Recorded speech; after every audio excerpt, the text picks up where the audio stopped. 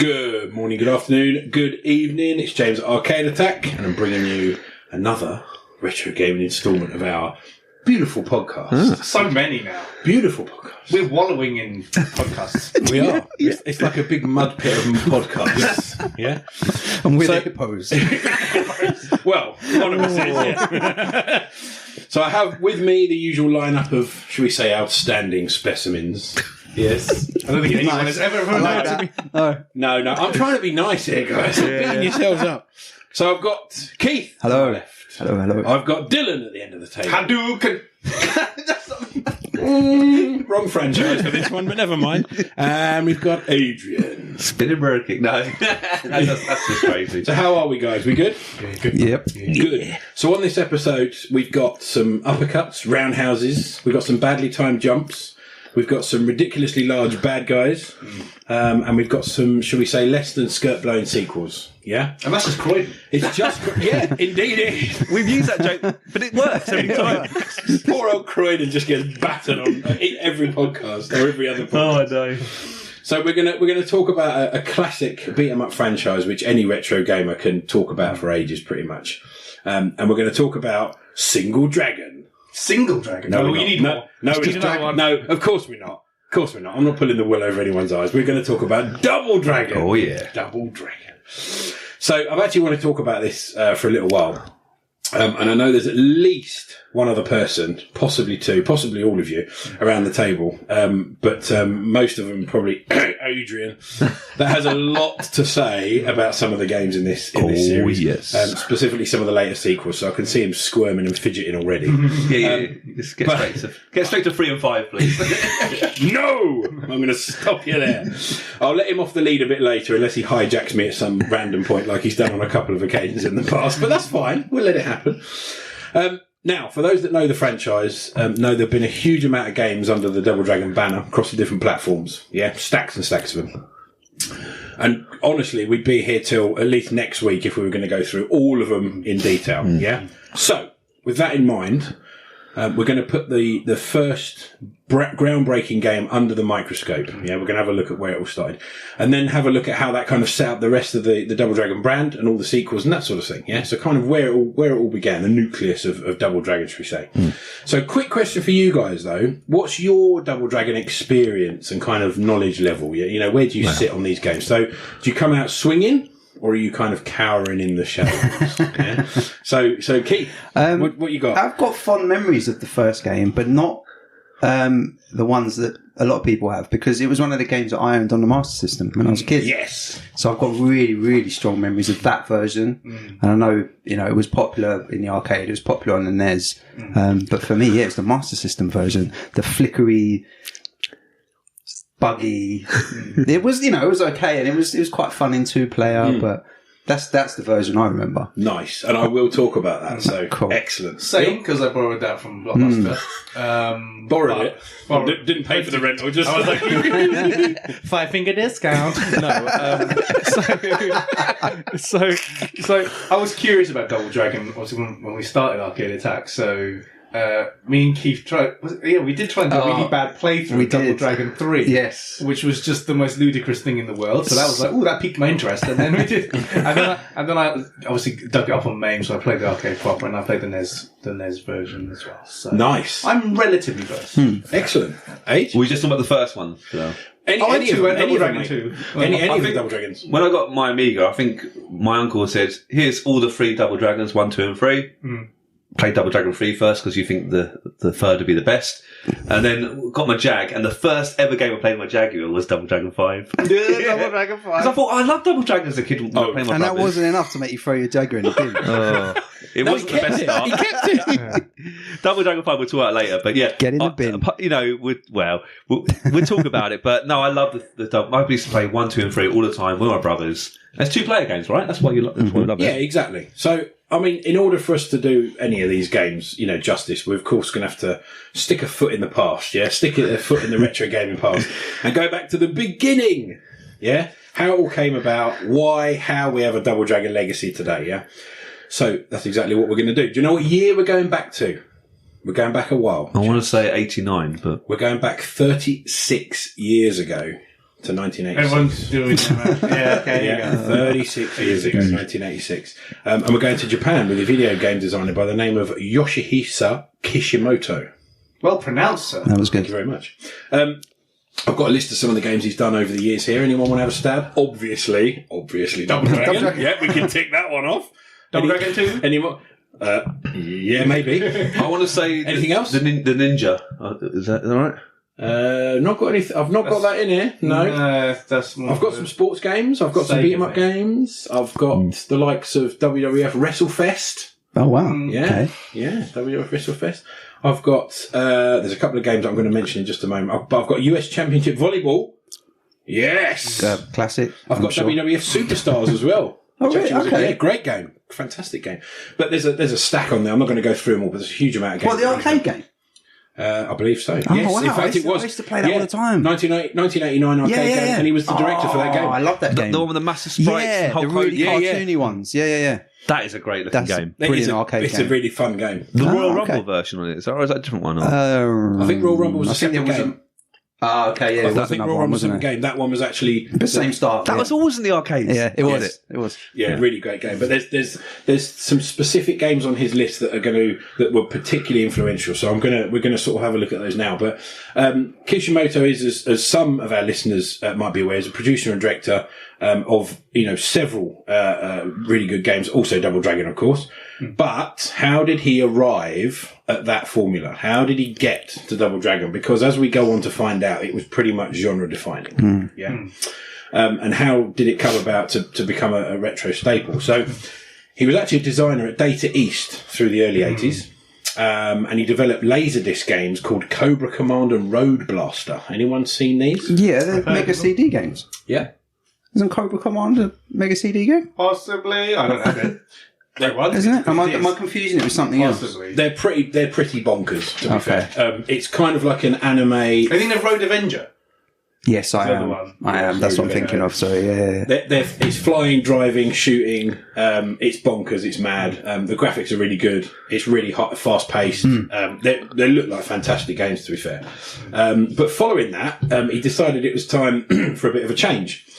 He then was employed by Technos in Japan, and he began working on a new beat 'em up. Now I'm doing my little inverted Yeah, I commas bet here, that didn't exist Put your as nose a... down, do both, yeah. James, No, properly. now the term was completely new to gamers and producers alike, as there had only been a couple of this type of game made previously. So the most notable of these was in '84, which was, anyone know? Kung Fu Kung Master. Fu Master. Absolutely. We spoke about it on the- We spoke about it on. It was the one thing I researched for my scrolling beat 'em up. We did indeed. Yeah, Kung Fu Master, aka Kung Fu, which featured a dojo type setting, waves of enemies, 5 different bosses, one at the end of each level. But the Kishimoto obviously wanted to move on from that. He wanted to make something. He wanted to develop further, take it a step further. So he produced a game and worked on something called Neketsu Koha Kunio-kun. I beg your pardon? Exactly. Now, for lots of AA points, I still owe Dylan jacket potato, and a very large I'm hungry, bag, and a very large bag of sweeties. Can anyone tell me the Western adapted name of that game? Now, it's actually shortened. Like when we refer to it, the EU and North America, etc. When we refer to it as Kunio-kun. Yeah. I know it. But Does anybody know what this game was called when it was released in the West? Oh, I want to say something like Fist of the North Star or something. You're kind of on the right lines, yeah. You're that's although Fist of the North Star is a one-on-one. Ketsu no Ken or something. Yeah. That's because that's what I was thinking. Oh, okay, yeah. Hokuto no Ken. That's it. Hokuto no Ken. That's Fist of the North Star. I don't know, man. But No. I can't. Yeah, I'm going to kick myself when you say it. Go on. It is in fact Renegade. Renegade. So Renegade was released in Japan in May of 1986 and saw the player as a street baller trying to defeat 4 different gangs in order to rescue his girlfriend being held captive by a mob boss. Yeah, It featured a lot of new features versus the previous martial arts style game settings. Movement system used something called belt scrolling, which allowed the player actually to move horizontally as well as vertically, which hadn't been seen before, which was like completely new, a massive draw for gamers because they had more autonomy around where they could go. And up until that point, nothing had seen that. So Players could also enjoy more contemporary, gritty settings. They had things like subway stations, back streets. It wasn't just the kind of ninja dojo type setting. Yeah, Renegade's a cool game. Yeah, absolutely, absolutely. I played it again the other day. It's really good. It's properly addictive as well because you do want to smash those mob bosses. So in addition, a multi-layered combat system saw enemies being able to take a lot more punishment. Yeah, it wasn't just a one hit and that was it. They were down. You could actually take them down using a variety of offensive moves: punches, kicks, stomps, and actually throws as well. Again, not seen in games before. Nice. So this meant enemies had to be beaten up. You can see where they got it from to be defeated, as opposed to going down just after one hit. So thus the name "beat 'em up" was cemented in the industry and gave birth to a new, and I think we can all pretty much agree, extremely successful genre.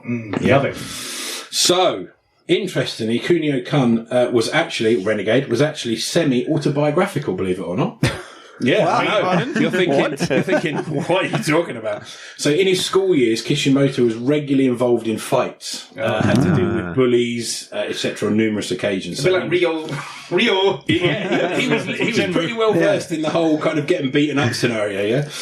So these experiences gave him a bit of a platform to develop the game and use the kind of one against many scenario to great effect. Because obviously in all the games, if you think about all the Double Dragon games, it's waves of enemies, it's numbers. It's never kind of you one-on-one, normally unless you're with a boss, yeah? So inspiration for the game was also drawn from the Bruce Lee film of 1973 called... Enter the Dragon? Yes! I was going to say one of the major releases. Absolutely, Enter the Dragon. And that influence continued through the Double Dragon games, yeah, hence Dragon. Before it was released in the West, however, there were some changes made by Technos. This is on Renegade. The characters and dress were altered to look more like the visual style of the 1979 film The Warriors. Yeah. That's a good film. Warriors! Great film. Come out to play. That's the one. And scenery was also altered to the same effect to lend itself to a more Western setting. Yeah. Renegade saw massive success at both the arcades and on home consoles, and with many praising the ports to the likes of the NES and the Spectrum, saying that the arcade feel of the game actually remained quite strong, which is not an easy feat. Yeah, not easy at all. So as we kind of move away from Renegade, talking about the sort of foundations, we're asking, how and why did the decision to make Double Dragon come about? You've got a successful game. You could move away from that and just kind of like quit while you're ahead. No. We're not going to do that, yeah? What did he bring to the table that he hadn't kind of already, yeah? So there was actually a multi-step approach to the first Double Dragon game to ensure that it built on what Renegade had started. And as it happens, Double Dragon was due to be a direct sequel to Renegade. It was literally just going to be a follow-on. And it was due to be a continuation of what should have become a Kunio-kun series of games.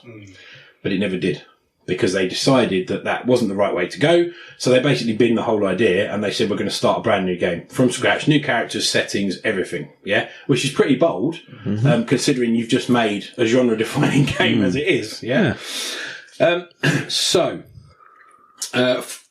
basically didn't happen. But the idea was that they were then going to make a game which allowed two players to play at once. Yeah. Now, for more sweeties, can you boys name the two lead characters that players can control in the game? We know. We all know. Jimmy and Billy Lee. Yes. It's actually a bit of a trick question. It is. It's a trick question. It is a trick question, as they didn't actually have proper names when the arcade was released. Believe it or not. These were actually formed later, around when the home ports were taking place. Yeah. Oh. So the original arcade cabinets had them down as Hammer and Spike. Wow. Isn't Spike an enemy? What? No. Well, I think in one of the later games he is, yeah. Yeah. There's a list of enemies I've got on here, but Hammer and Spike. But I think it was just a case of, we've got to give them something just to press select on the thing. Maybe that's their surnames or middle names, maybe. Jimmy Spike Lee. Spike Lee. I think that works. Spike would like Billy Hammer Lee. Yeah. So during the development, they made obviously some massive changes versus Renegade. Use of weapons. You could actually use weapons now. And you could collect these weapons by disarming enemies who were carrying them. Yeah, which is, again, a real massive step forward. These included things like baseball bats, dynamite, and for the adventurous among you, whips from the ladies in the purple leotards. Another stark change and a big step forward was the belt scrolling. They developed even further. So you could move horizontally and vertically, but you could also continue along the screen, making it scroll to another area. Giving the feel of progression. So you actually felt like you were, progressing through the level that you were on. But the 2-player aspect was the biggest draw. Yeah, you could both team up on the arcade cabinet or on the console at home and defeat the enemies. Now there were some limitations to the home ports though. Yeah, and I'm sure you're going to know some of these already, but I'm just going to take you through them because it was released on so many different platforms. Every single manufacturer of the console wanted to get in on this action. Yeah.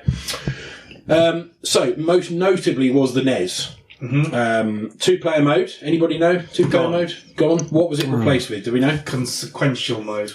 Indeed. Yeah. Sorry. Consecutive mode. Yeah. Alternate mode. I think. Yeah. So, absolutely. Yeah. You had to basically take it in turns to battle the enemies. Yeah.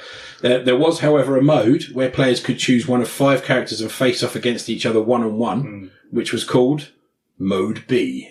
Yeah, Mode A and Mode B. Mode A and Mode B. Sounds like a dodgy Plan B. Plan B. We can't have 2 players on screen. We'll just have to have them alternate. Well, that's the thing, is it? Couldn't it only have 2 enemies plus Billy or Jimmy? Correct. You're absolutely right. I'm going to come on to that in just a minute. But yeah, because I did a written review for the site, link in the show notes. I'll put it. But yeah, it makes it a bit sparse, but a fun game though. Yeah, it still is. Even though you take away that 2-player element, it's still a great game to play. And as we've just said, the reason for alternating the 2 players was because the NES couldn't handle the players and the enemies plus weapons on screen all at once. Yeah. We're going to talk about some limitations on some of the other ports, which are quite funny in a minute. But back to the arcade though, and in addition to all the other step-ups, was the ability to combine joint attacks and interactions with pieces of environment. Yeah. Barrels, which obviously made for a very appealing setup and somewhat groundbreaking experience for players. Yeah. And it actually saw people, you can actually Google some images of people queuing around 7-Elevens and things like that in their arcades to play Double Dragon. Wow. Yeah. There's literally just these stack of quarters and things just sitting on the scene. Brilliant. So it actually dropped in early April 1987. In the arcades, and the cabinet was released in Japan, and the US release was only a couple of weeks later. The EU release was slightly later in June of the same year, so it was all around sort of the same sort of time. There wasn't any huge delays.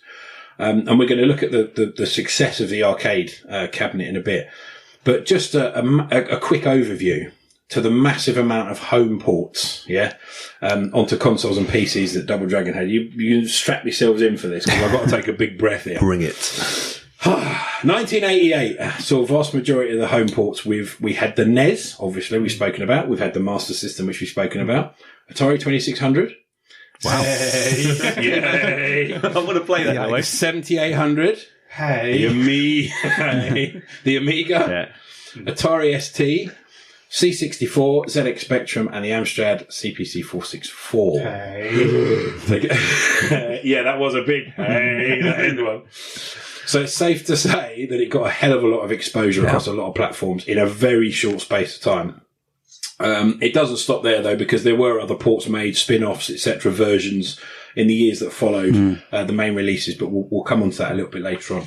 But so I mean, I think, did we have it all on the same? Oh no, so Amiga, Master System. I actually had it. So I had it on the Master System, but my friend had it on the NES, and there was a bit of a notable difference. Oh, yeah. You got a favourite out of those two? Do you know what? And the Master System one was 2-player though. The Master System was 2-player, and that we used to. But I don't know what it. There's something about the NES version I really enjoyed it on the single player. It's very strange. Like it's. On paper, it's an inferior game version, but I actually really enjoyed it on a single player. 2-player, definitely, Master System all day long. But on a single player, I preferred the NES one. Yeah, I do. So, but there we go. So, controversial or not, maybe, but there we are. Unhealthy amount of hours playing Double Dragon. But does anyone know, for some more points, anyone know the basic story of the first game? Of the arcade game? Your girlfriend gets kidnapped. By one of the other ones. Go and save your girlfriend. Isn't that the Thanks basic? for coming. That's basically it, isn't Your it? girlfriend They gets walk kidnapped. on, punch her in the stomach, carry her away, and then aren't you busy working on your car in the garage? And then you come out and off you We'll go. do that again. So just for our listeners at home, Keith's doing some kind of Peter Kay. This is how I Is come this out the of way my to garage. Amarillo This kind is of how I walk? come out of my garage. It's perfectly normal. That's Keith leaving his garage. In the NES version, is it one of the brothers that does it to the other one? Now this is interesting. This is exactly what I wanted. Yeah, confusion. Confusion. I'm so confused. No, I wanted You always get confusion. confusion with us. Well, true, but I wanted confusion because that's absolutely what happened. Yeah, because there are different stories. Yeah, right. Now I'll tell you what the difference is. So the game has generally, on most accounts, a very simple story. Focuses more on the action and fighting rather than any deep plot. Yeah. So as a gamer, It's good they didn't make a film based on it, isn't it? Yeah, that would just be silly. we will come to that. Don't you worry. So yeah, both Billy and Jimmy Lee are martial arts masters who run a small training academy in a violent, crime-ridden city where gang mob bosses have control. So Billy and Jimmy both find themselves crossing paths with one particular gang known as the Black Warriors. Yeah, and their leader, the Shadow Boss. Such inventive names. Yeah. When they kidnap Billy's girlfriend, Marian. Okay. Now, some sites and places have this listed as Maria. Okay. Now, the funny thing is, I don't know why I remember her as Maria. I don't remember her as Marian. But there we go. Could have been changed. So Billy must then fight his way to the gang's hideout and face the Shadow Boss. He must fight through city slums, a factory, woods, hideouts, etc. Now, this is where the confusion comes in. It's important to do a bit of clearing up here because things get very blurry between the arcade version and some of the home versions. Yeah. That's why you're confused. Yes. So in the arcade, Billy and Jimmy fight together and have to take down a final boss called Willy. Willy? Big Willy style. So the Dr. Willy. I knew that was going to come up. I knew that was going to come up. Willy. Leave Dr. Willy alone. Dr. Wiley. Family pod. Dr. Wiley, the greatest bad guy ever. Yeah. I knew that would come up. I just knew that would come up. So you can't resist it, can you? No. Whenever there's the term Willy or Wiley, I have to say Dr. Wiley. So the Shadow Boss is called Willy. Yeah, the Shadow Boss. Well, right. So there's the final boss in the arcade is called Willy, the final boss. However, once they've defeated Willy, they need then to face off against one another. Oh, that's right. To see who will win Marian's affection. Yes. Yeah. Okay, which is a bit of a. I mean, just imagine the Weird. girlfriend standing there going, "You now have to basically kill each other, and whoever wins, I'm going to go out with." Can you imagine? You've gone through probably about 200, 300 enemies. You get to that point going, we rescue you. Right, thank you. Now fight each other. Can you imagine? Yep, that's exactly what happens. She's high maintenance. I wouldn't So bother. demanding, yeah. I hope you at least get to second base. Absolutely. So the home ports that could handle both brothers on screen at once, for example, Master System, they stayed true to that story. Yeah, so the arcade story was pretty much intact. The NES version, however, Hello. Did Did I get it right? No. What was it you did? I said that Jimmy was the bad one and Billy... Whichever one you play, the other one is the bad guy. I think you're right. You might be right. So because it was limited technically, so the story on the NES had it that if you played two-player, you both control Billy alternately, and the main antagonist is Jimmy, the Shadow Boss at the end. It's like Scooby-Doo episode. It was me all along. Yeah. So what do we think about that? Interesting. Yeah. Nice. But they had to make that change because otherwise how were they gonna the story wouldn't have made sense in the NES at all. Yeah. There was a couple of other ports that they had to do that with as well because of limitations. But Master System riding high above. Amiga was two-player too, I believe. I'm pretty sure. No, here we go.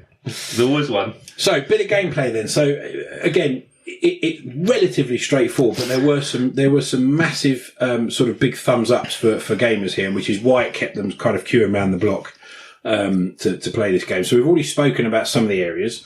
But we're going to take a little look at the roundup, just how different it was versus anything kind of at the time and previously. Yeah. So why did they keep coming back to it? So there's two main aspects of Double Dragon that stood out. So the fighting style and the ability to use multiple moves. Yeah. So it wasn't just a case of like you kung fu. When we say kung fu, everyone knows kung fu with the punch, and you can do the kick, and you can jump and do the punch. That's it. Yeah. There's no kind of anything other than that. But techniques on Double Dragon ranged from basic punches and kicks to hair grabbing, throws, and elbow punches. Nice. You could also assist the other player by grabbing enemies from behind, and that was a new feature, which obviously got players really into the kind of multiplayer part of it. Yeah. You also had throwable items as well, which are things like rocks, dynamite, cardboard boxes, and oil drums. Yeah. Again, something that had really never been done. And moving on from that, the other thing that was, a huge thing for gamers was the variance of enemies as well. So Double Dragon presented players with normal street brawling thugs, but you also had massive ripped strongmen to deal with, bosses, etc. And you had the leotard-clad fighting women with their spiky whips. Yeah. I always remember the difference between 1 and 2. 1 and 2 was just a whip, and the second one they thought, no, we're going to go we're going far out. We're going to put a ball and chain on the end. How do we take this to another level? More spikes, more whips. And more, they had like high heel boots on, and how about them in 3 though? That's a whole different ball game. Oh god. Yeah, they took it even further. Yeah, we'll come to that. But yeah, they're all to try and take you down. But because of all the new colours and the style of the game, different enemy appearance and size gave loads of different levels to the game. I think, James, one of the moves, and I might be wrong because I played 1, 2 and 3 yesterday, so it's all blurred into one a little bit. But if you're facing one way, you can do like a kick the other way. And that's quite a good strategy, especially if you've got people around you. Or it might be a punch. It's an elbow, isn't it? Or an elbow. The back elbow. That's like... Absolutely. So that is it's not just one way. That's quite nice. Yeah. And the funny thing is, it's funny you mention that, because we do touch on that in a bit, but it's the move system actually changes with number 2 because it's directional combat.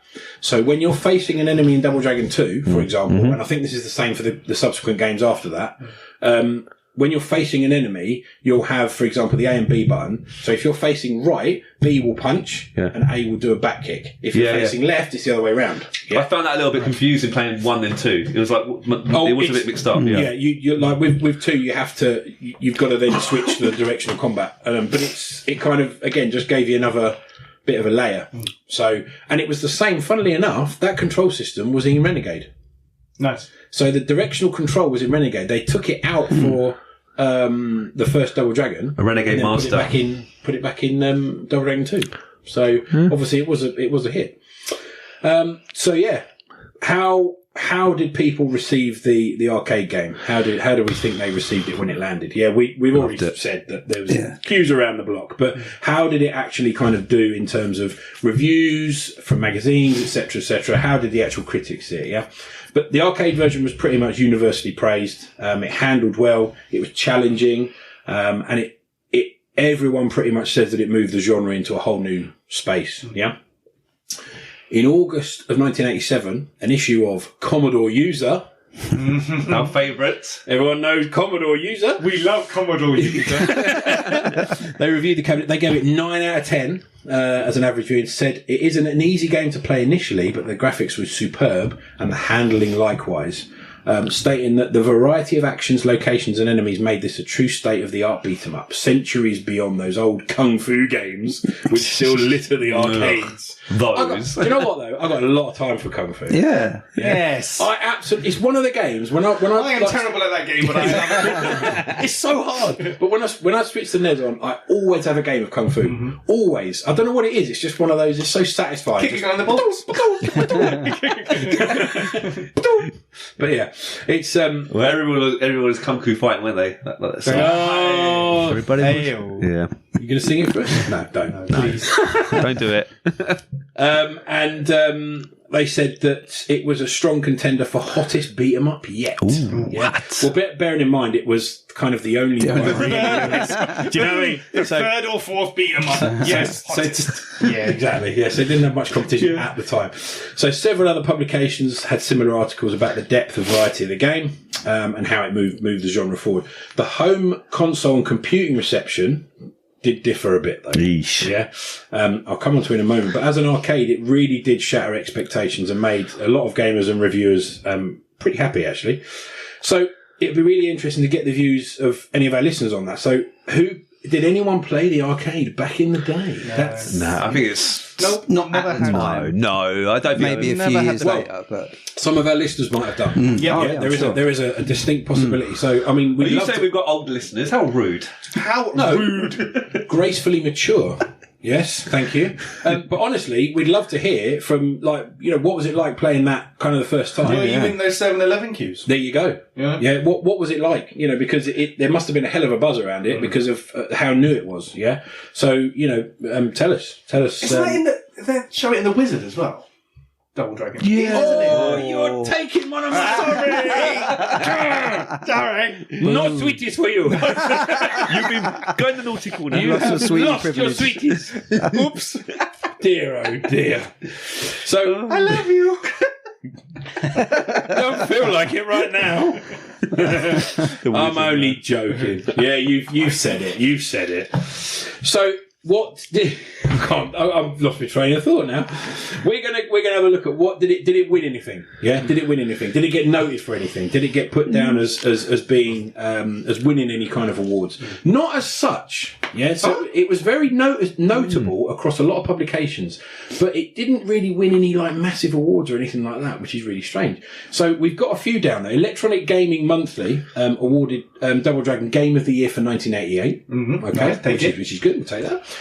They also had it listed at number 41 in the 200 greatest games of their time. Nice. Thank you. Which is also a nice accolade in the top 50. Empire, Game Informer, G4, GameSpot, Gaming Bolt, Killer List of Video Games, Now Gamer, and Yahoo all list Double Dragon among the best video games of all time. Yeah. Well, if Yahoo says it, he got Yahoo! And I want to know what Killer List of Video Games is. That sounds pretty Killer good. List of Video Games. And they I'm totally going to rip that off. Arcade Attack's Killer List of Video Games. well, we'll edit that sentence out. by Killer List of Video Games. They mentioned it in the pod. No, we didn't. We edited it out. Game Informer, August 2001, number 75 in the top 100 games of all time. Boom. Yeah. Wow. Retro Gamer, September 2004, number 88 in the best games of all time. That was a reader's vote as well. That wasn't just done by Boom. People love it. Despite being such a defining title, there was a mixed bag of reviews across the home platforms, as we kind of alluded to then. And to give you a bit of a landscape of what the critics said, I'll drop a few now. And it really is a mixed bag. So Mean Machines magazine had the Master System version at 70%. Yes. And I thought that would be higher, but you've said before, maybe a few bugs, a few glitches. Yeah, it's fair. The NES version, they had it at 83%. Oh, okay. It's Interesting. fun. Even despite its limitations, it's a fun. This is what I'm saying. I don't know what it is. Maybe it just plays a bit differently. I don't know. And they had the Mega Drive version at just 59%. Oh, God. Yeah, the Mega Drive version. No, don't go near that. Pants. What's different about it? Talk It to me. just plays horribly. Oh, It looks a lot more like the arcade. Oh. The control Yeah, it's real bad. and the hit detection. It's just way bad. off. It's way off. Yeah, it's so frustrating because you've obviously played it on those other platforms first, and the actual accuracy and the hit detection, like I say, is pretty good. And on the Mega Drive, it's just like you punch, and it's like we'll go for a coffee before it actually registers. There's no the kettle on, excuse. come back and I don't know who did that No, version. I was going to say I can't remember who developed the Mega Is it Drive Technos version. or whoever? Is it? Don't know. Is it man. Flying Edge?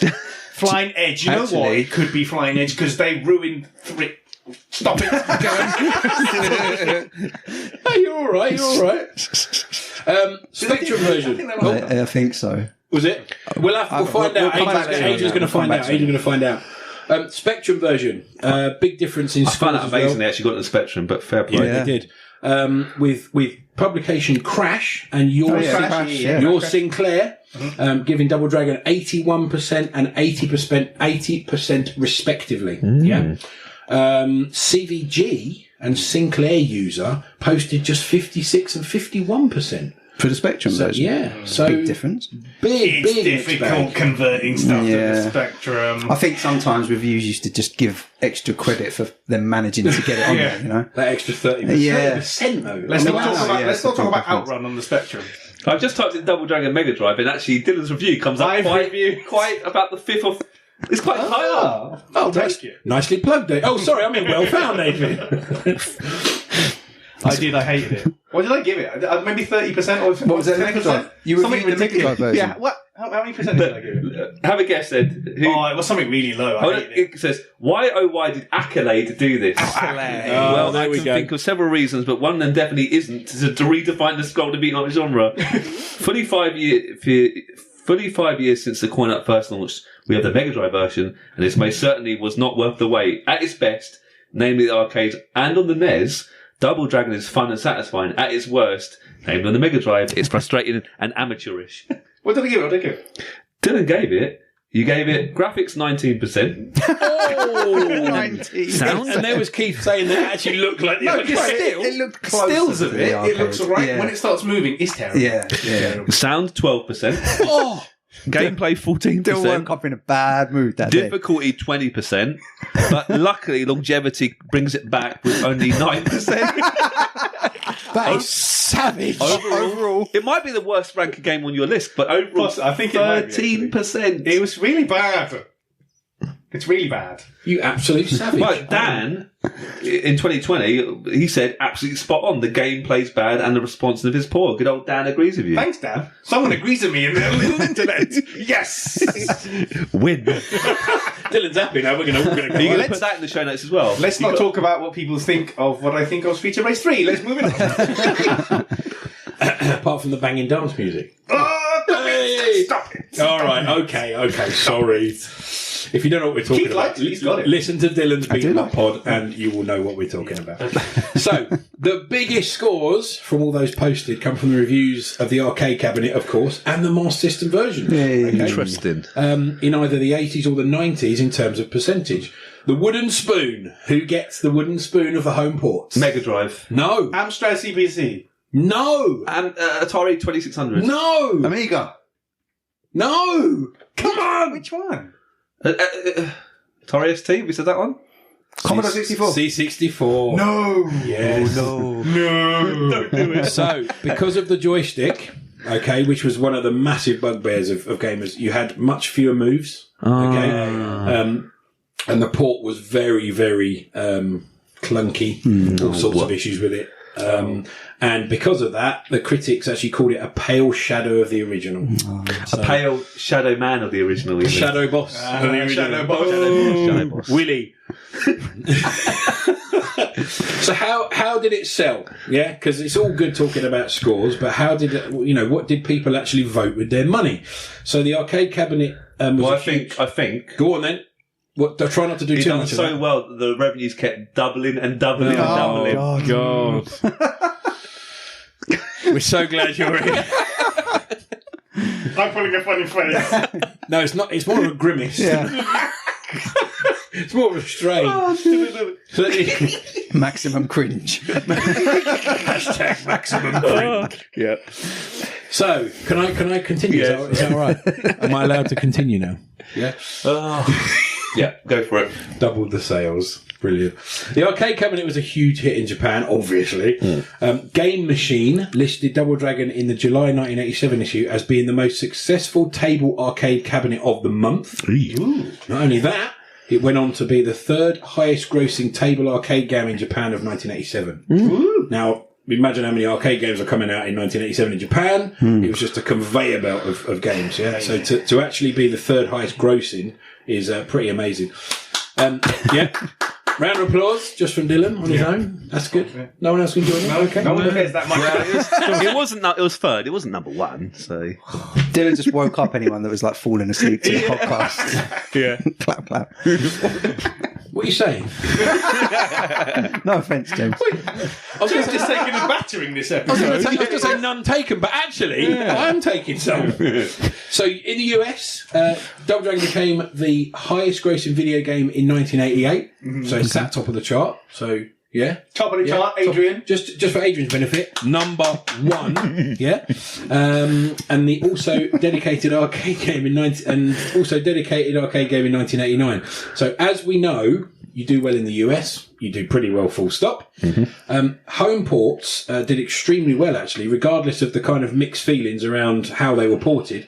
Toys R Us, for example, reported that it had completely sold out nationwide in the US of all copies of Double Dragon for the NES in the first 2 weeks of launch. Yeah.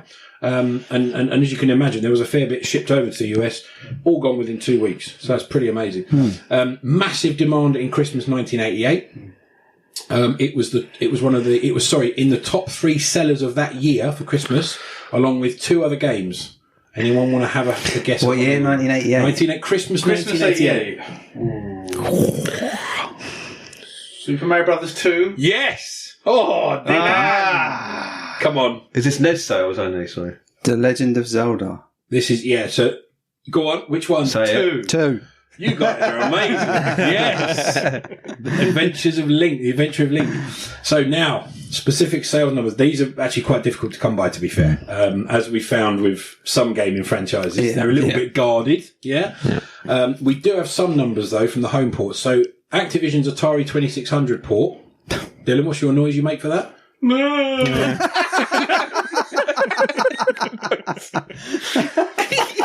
In your face, yeah, Mr. Raj. It sold 500,000 cartridges. Wow.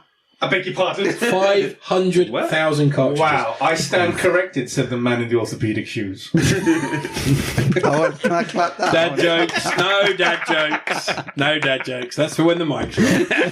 And that made it one of Atari 2600's most popular titles towards the end of its lifespan. Holy what? So it kind of gave the Atari, 2600 at least, a last hurrah. I've got to dig that out. There you go. Yeah. So in the UK, Spectrum and C64 ports were at the top of the charts late 1988, with the Amiga port topping the charts in early 1990. Love it. Amazing. Amazeballs. Both releases sold around 300,000 units. That's madness for the Amiga. I mean, That is a lot, isn't it? That is a lot of units for an Amiga. it's a hell of a lot. It's interesting purely because the C64 port wasn't as good as the others, but still sold really well. So, plaudits to the game, because there you go. I mean, people almost looked at the reviews and went, well, I'm going to make my own mind up, to be fair. And they did. They then voted with their pound notes. So, happy days, Pound notes? How long ago was it? It's a retail term. You wouldn't understand. Pound note. Dollar bills. Dollar bills. Just standing there. Oh, bad. So this is where we're going to kind of open it up a little bit. Oh, here we go. Yeah. So now we're going to do a little bit of whistle stop on the rest of the legacy. Now Adrian's still on the lead. Yeah, he's pulling at the lead. I'm ready. He'll be able to get off in a minute. So Double Dragon was obviously followed by Double Dragon 2: The Revenge. Yeah. Yeah. Now you're not going to shout at this one because we know it's a great game. Yeah.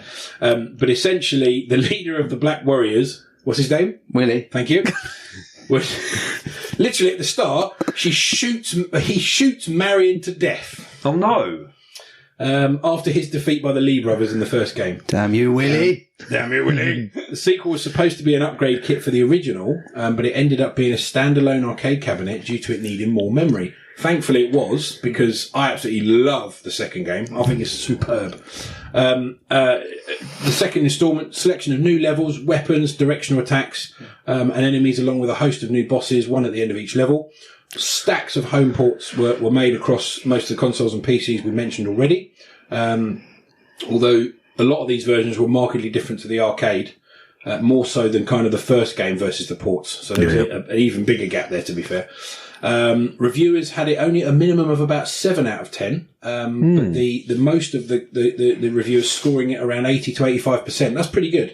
For a sequel, that's pretty good, because as we know, sometimes with sequels it can go horribly, horribly wrong. True. It might do in a minute when we start talking about some of the other sequels. Yeah.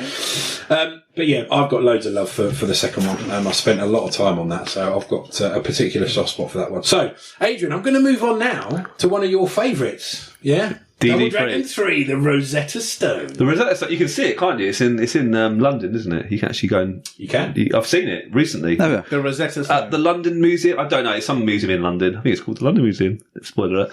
So I've seen it. So I'm like, guys, come on, don't travel around the world. It's just in London. You know? Yeah, you don't need to play Double Dragon 3. But Double Dragon 1, 2 and 3, I played it basically all at the same period growing up in the early 90s with my brothers. So for me, I definitely, I went to 3 first. I thought it would be the best version, and I played 1 and 2. And I'll tell you if I changed my mind later, because I played all 3 yesterday again. But back in the day, I used to play Double Dragon 3 the most. I really enjoyed it. There was shops. Because he did in space, look at you. No, I played it again yesterday, so I might change my views, but there's shops available. You can hire new buddies. You can actually have more players. You can actually get weapons. You can actually jump off walls. Yeah, and you can almost do like Zool. You know, we can jump on the wall and sort of hit. Well, he had to get it in there, didn't he? Zool. Yeah, I crowbarred in Zool. So you jump in and you can do the kicks, and actually, if you work together, I don't know how you do it. Billy and Jimmy, you can almost join together and do a weird spinning bird kick together thing. Do you remember that? Mm-hmm. It's an unbelievable move. You have to I didn't get that far with your. You got to the title screen and went, nah. And if you go into, not every level's got a shop. You can buy swords. You can buy, I think you can buy nunchucks as well. I loved it. I quite like the infantry style. You could power up as well. And if you died, your new buddies come in. I think one's called Sunny. I can't remember the other names. They're like big guys, like, much tougher. And I thought, everyone hates Double Dragon 3, but in the 90s I loved it compared to the other two. I like the other two. So I thought, let me have an open mind and play it again yesterday with Tate, with RetroPie. I played Double Dragon 1, really enjoyed it. Played Double Dragon 2, the controls are a bit different. Mm-hmm. They are, yeah. I was like, okay, it's time. It's time. Double Dragon 3. And actually, the first thing I noticed on the arcade version of Double Dragon 3, you can do 3 players. I noticed that. So there you go. That's already an advantage of Double Dragon 3. Just saying, 3 player. And I was like, wow, this is just like better graphics. This is you're gonna hate me for saying this. I absolutely love Double Dragon 3. I think it's an amazing game. I think it's a little bit. An amazing game. I do, actually. So the arcade version, I really enjoyed. I thought it's a little bit clunky. I'm just wondering what's in that coffee I gave you. It's a little bit clunky, but me and Tate finished it. We completed it, and they got this weird sort of little goblin guy at the start going, "You must help me get a Rosetta Stone." There's a bit of a story to it. The goblin guy is freaky. It looks terrible. Yeah. Sounds bad. It's a bad game. No. But you could go into the shops. You can upgrade. You can get better. And actually, I thought.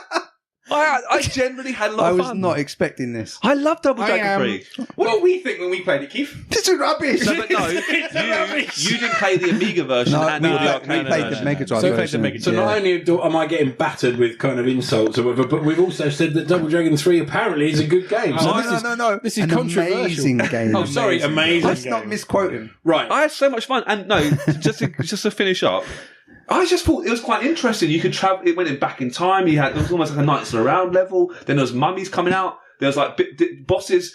Did you get to the final boss? It's a bad game. I was Dylan asking him, and he's like, the final boss is this weird kind of witch I wanted to get away from it as fast as I me and Tate completed it. We didn't complete Double Dragon 1 or 2. We kind of gave up. I used a lot of credits though. You know, on the retro. Yeah, of course. Standards. Yeah. And actually, interestingly, the credits you can actually use in the shop. So in the arcade, I'm assuming you put £1 you could pay your real money in. You put your real money in, and then spend it in the shop to buy a weapon. Right. That probably costs you £1. Let me stop you. Let me stop you there because I'm going to talk. Go on, James. Tell us about Double Dragon 3. I'm going to give you. This is kind of now not been derailed by Adrian, but it's interesting to know that he thinks it's amazing. But I loved it. But listen, I'm not going to make any judgments. I'm just throwing out the facts. Yeah, but clearly we've got a division in the right now. Yeah. So the instalment sees the brothers actually go to Egypt. That's right. Yeah. Right. On a mission from a fortune teller, to recover the mysterious Rosetta Stone. Yeah, because it's an Egyptian thing, isn't it? Yes, it is. So, new set of attacks, enemies, weapons become available, new levels, enemies, etc. So, a bit of trivia on this game is that unlike all of the other titles in the series, the Japanese version of the game was actually finished after it had already been released in the EU. Ah. Which, I know. Like, when does that ever happen? Ever? Did they make it slightly better than they may the drive we got? So the biggest change with the Japanese version was that it got rid of a microtransaction platform where players could earn credits and purchase additional fighters to use in the game and other bits. Yeah. So this was one of the earliest forms of microtransactions in games. I was a bit confused playing the arcade going, that's costing me a credit if I get a weapon. That's costing me a credit getting extra. That's got to be one of the most interesting things that's come up so far. It's opened the portal to hell. No. Keep telling me it's the first interesting thing I've said. Trip Hawkins. That's not what I meant. EA Electronic Arts. Arcade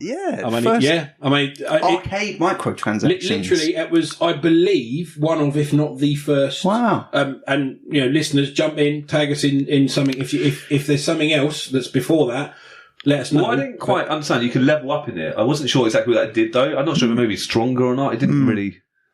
Well, I mean, the Japanese version basically binned it. Oh. So they got rid of the whole microtransaction thing. And what they did was they replaced it with a Golden Axe style character selection at the start, where players could choose any of the Yeah, 5 characters. It was a bit odd actually, because if I died, Billy or Jimmy would come back. But if you at the start of each level went to the shop and bought extra characters, there were some crazy characters. There's that guy, that kind of karate guy. And there was that big, like beefed up basically. Yeah.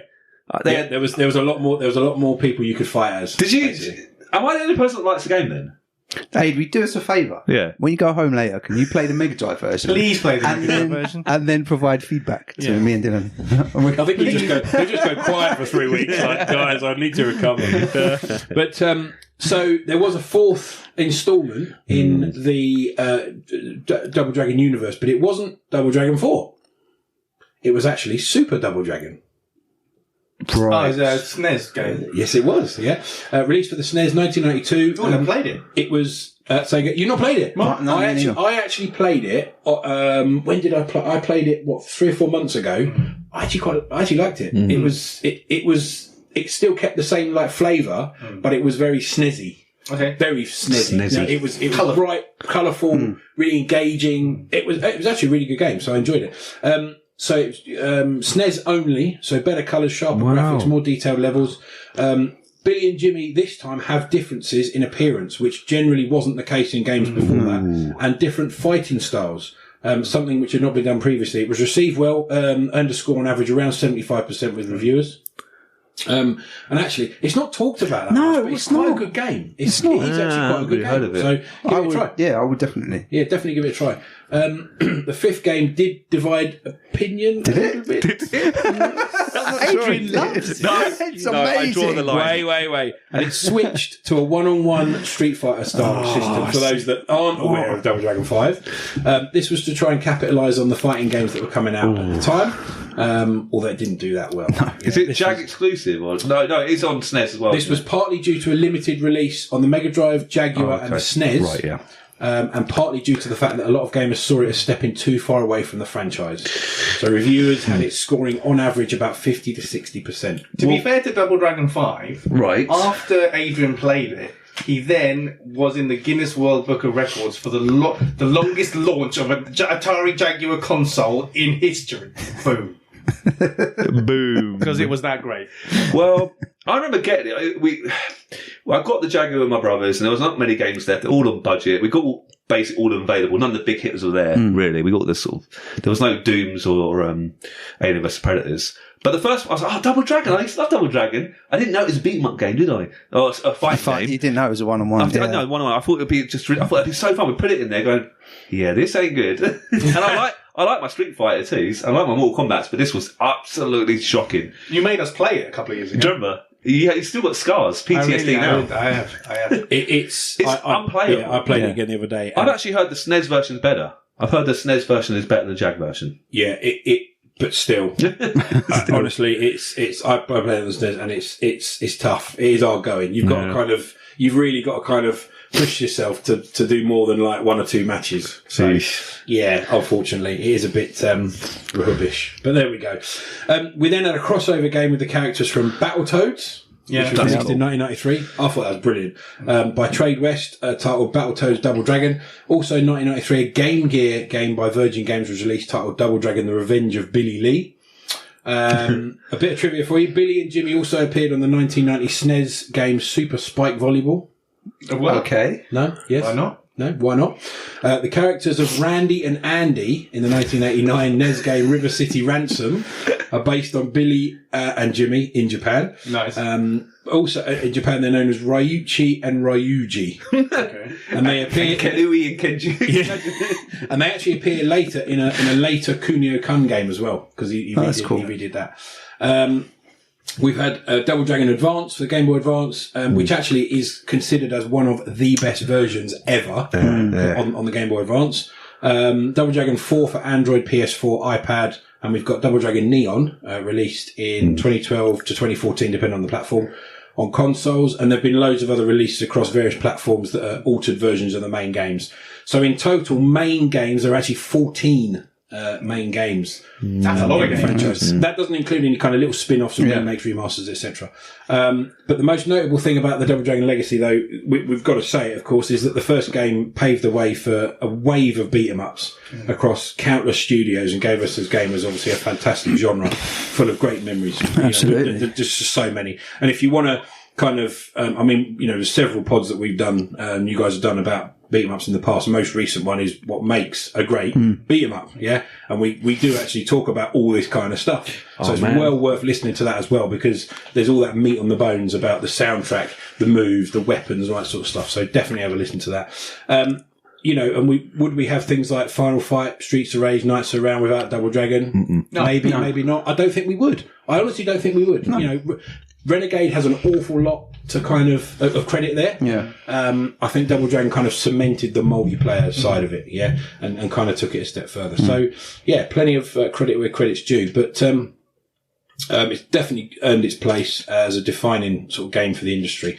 So, some final thoughts from me on kind of the legacy. And I mean, the Renegade, I had on the Amstrad 464 just quickly. I didn't mention this earlier because I completely forgot about it. But I had a friend down the road from me, had it on the Spectrum, and we used to play it for like 3 or 4 months. What's his name? Huh? Your mate's name? Phil, okay. Back in the day. Yeah, I don't know if he's, he might be, you never know. Big gamer back in the day. Also have a copy on the NES, played that recently. Loads of nostalgia, lots of love for the game. And the same with number 2 as well. Had it on the Master System, a friend had it on the NES. Again, unhealthy amount of hours spent on that as well, and to beat the game and then just to play it again. So and to do mode B and all that sort of stuff. So as we kind of near the end of our Double Dragon journey, I've got a bit of trivia for you. Love trivia, don't we? Love it. The arcade version of Double Dragon appears in the book 1001 Video Games You Must Play Before You Die by Tony Mott. Yeah, and I'm sure we've mentioned that. I think Mega Man was on that. I think there's several games on that as well. In 1989, Tiger adapted the video game into a board game. A board game? There you go. Wow. Not sure how you would do that. But I want to take it. I want it. Someone's sending me. He wanted. Now, this is we're just going to briefly go back to the Commodore 64 version, because 2 C64 versions exist. The original Melbourne House release by Binary Designs and a later Rare cartridge only released by Ocean, ported by Imagitech Design. And here's an interesting bit of trivia from Binary Designs. So to allow 2-player element on the C64, 2 small sprites had to be stacked to create a single figure. This is why on the C64 version there appears to be a slight gap at waist height of the enemies. Oh, so what's this, like a little pair of legs is one sprite, and then the rest of it? Correct. This was due to too much being on screen otherwise, and the memory in the C64 just wouldn't have hacked it, What? What? The Amstrad versions, 2 were made as well. One was a dodgy port for standard 464s, which we've kind of said already, and the other was for the more powerful 6128, again, both by Binary. Marvel. Now, who'd have thought we'd put Marvel in here? Marvel actually published a 6-issue series based off the game in 1991. Wow. And who appeared in the comics as the father of the Lee twins? Bruce. No. Splinter. No. Give us a clue then. What? No, just some random person. Lee, the name Lee. I said Bruce. Marvel, Lee. Stan, yes. They made Stan Lee their dad. They did. That's amazing. They did. That's amazing. There's also a movie, Adrian. We have covered it. We have 1994 release of the Double Dragon movie. A cast includes Mark Dacascos as Jimmy, Scott Wolf as Billy, Alyssa Milano as Marian, and Robert Patrick. Yes. We enjoyed watching as Koga Shuko, an evil gang leader. We won't go into the plot or details, but it's suffice to say it has a 3.8 IMDb score on 13,000 votes. And I keep horrible. I keep making fake emails. It's never going up. Go seek out our podcast. If you don't agree with me on that, you can shout at me on the socials. That's fine. The back of the box for home releases identifies Marian as Billy Lee's girlfriend, although in other literature promoting the arcade in the US, she is apparently the shared love interest of both Jimmy and Billy. How progressive. Very progressive for those days, especially. Open relationships, very much. Yep. And talking of back of the box, it's Adrian's favourite bit. You've got nothing else to hijack in terms of the film or telling us that number 3 is the best game Should we ever quickly made? rank our Double Dragons? Could we do that? Go for it. Obviously the ones we played. I've played 1, 2, 3, and 5. Yeah. So the worst is obviously 5. Sorry, and I do support Jag games, but it's the worst. I actually think my favourite Double Dragon. I'm going to say it. I'm going to do it. Is Double Dragon 3. I'm going to say it. I feel like I don't know Adrian anymore. Dylan's like, I don't What think we can happened be to you? friends No, anymore. I enjoy it. I really do enjoy it. Double Dragon 3, then Double Dragon 1, then 2, and then 5. That's my ranking order. Please go and play the Mega Drive version. Yeah, you must. Well, how would you rank your order, Keith? I can't really rank them because I haven't played enough, so it just goes 1, 3, 5. Oh, right. It goes Yeah. 1 and then 3 and 5 next to each other. Yeah. And, 3's yeah. just almost got almost got number 1. Yeah, I'd say 1, 2, and then what the hell with But those two? maybe me and Dill will pledge to play the arcade version of 3, Sure. and you have to play the Mega Drive version, and then we'll see. Yes. Play, and the SNES version. I definitely want to check SNES Double Dragon version. and Double Dragon 4. I really want to try how about that you, because I've never played J-Dog? it. 5 all day long at the moment. Yeah. 5, 3, yeah. Then Super, then 1, then 2. Yeah. Two best. Just because I got so many great memories of that game, and I just at the time I was like, wow, this is amazing. So yeah. But I think we can all universally agree that 5 is a bit toilet. Yes. It's rare, though. It's worth a lot of money. But then what's going to happen now is we're going to then inspire loads of people to go and play it to see just how bad. Good luck with that. Sorry. Maybe not. So we move on to the meat on the bones, which is the back of the box. We love a bit of Back of the box is Now- back. Now I've gone with. You're singing Rob's version. He misses him.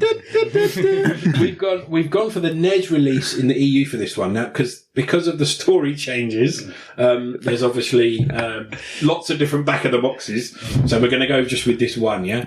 So Double Dragon is a story of Billy and Jimmy Lee, twin brothers who learn to fight on the cold, tough streets of the city. We don't know what city, but the city. The city. Their expert knowledge of the martial arts combined with their street smarts has made them both formidable fighting machines. But now Billy is faced with his greatest challenge. His girlfriend Marian has been kidnapped by the Black Warriors, the savage street gang on the mysterious Shadow Boss. Using whatever weapons come to hand, knives, whips, bats, rocks, oil drums, even dynamite, Billy must pursue the gang through the slums, factories and wooded outskirts of the city to reach the hideout for his final confrontation with the Shadow Boss, his brother Jimmy. A.K.A. Willy. Well, Willy's the penultimate I'm joking. Depending on which version you play, of course, yeah? So, we've ranked those already, but a final word kind of from everyone. So, where does, as a franchise, and as a kind of if you think about the first game as being, quite defining, where does it kind of sit in your overall kind of gaming journeys and your piles of games? You've had a great big pile of all your hundreds and thousands of games that you've played. Kind of, which section does it kind of sit in for you as a franchise? I would like to own a copy of it on some kind of platform because it is so groundbreaking. Definitely. So what else it's given us. So I might even, have a copy of the Mega Drive version. Why not? And Mega Drive Double Dragon 3, why not? If it's the only versions you've got, then God help you. They can just sit on my shelf. I look at them nice. Look at them nicely. Guys, where does it kind of stack up in your massive pile of games that you've played over the years?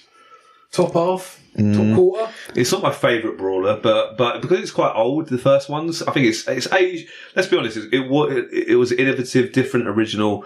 But there was better ones after, like Streets of Rage. Let's be completely honest.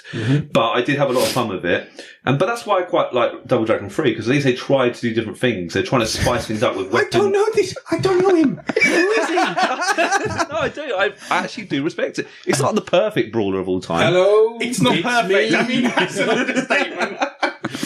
Can I just say, is there any listeners out there, genuinely, this is not me just trying to be controversial, that actually does like Double Dragon 3 like me? I'd like to know. What was that song? There was a hit a few years ago. Someone I used to know. Yes. Adrian. It's about Adrian. Yeah. Very Fun, fitting, it's about fun, actually. isn't it? And out of all the Double Dragon games, I've had the most fun with 3. There you go, I'm going to say it. Well, this is going to carry on, I think, after the pod's finished. But if anyone wants to kind of like side with Adrian and say that 3 is like one of the greatest Double Dragons or one of the greatest games, then listen. If you're listening to it now, go on to the socials, put a comment, and have your say. Yeah, because Defend me. yeah. And if you disagree with him, great. Give him grief. Yeah? So, excellent. And you know, we can go on about it all day, but the fact is it gave birth to a lot of other fantastic beat-em-ups that we know. Yeah. But pretty much that's a wrap from Double Dragon. So, I mean, if you want to chat about it, ask us questions or whatever, or tell Adrian he's not very good at ranking video games. Well, yeah, I'm used to it by now. Just if you want to give us a shout, you know, we've got all of our Discord, Insta, Facebook, Twitter pages. Give us a shout. Let us know what you think. But, yeah, that is a wrap from me. And until the next time, thanks very much for listening. See you again. Thanks for listening to today's podcast. We really hope you enjoyed it. You can tweet us at Arcade Attack UK. We're also on Facebook at facebook.com/arcadeattackuk. Check out our website at arcadeattack.co.uk for lots more retro gaming goodness and to delve into our archives. Our podcasts are also available on Spotify, Stitcher, Podbean, YouTube and Apple Podcasts. Please leave us a review and a rating, we'd really appreciate it. If you'd like to support Arcade Attack, please check out our Patreon page at patreon.com/arcadeattack, which will give you access to exclusive podcasts, interviews and other bonus content. So, until next time, take care and we'll speak to you soon.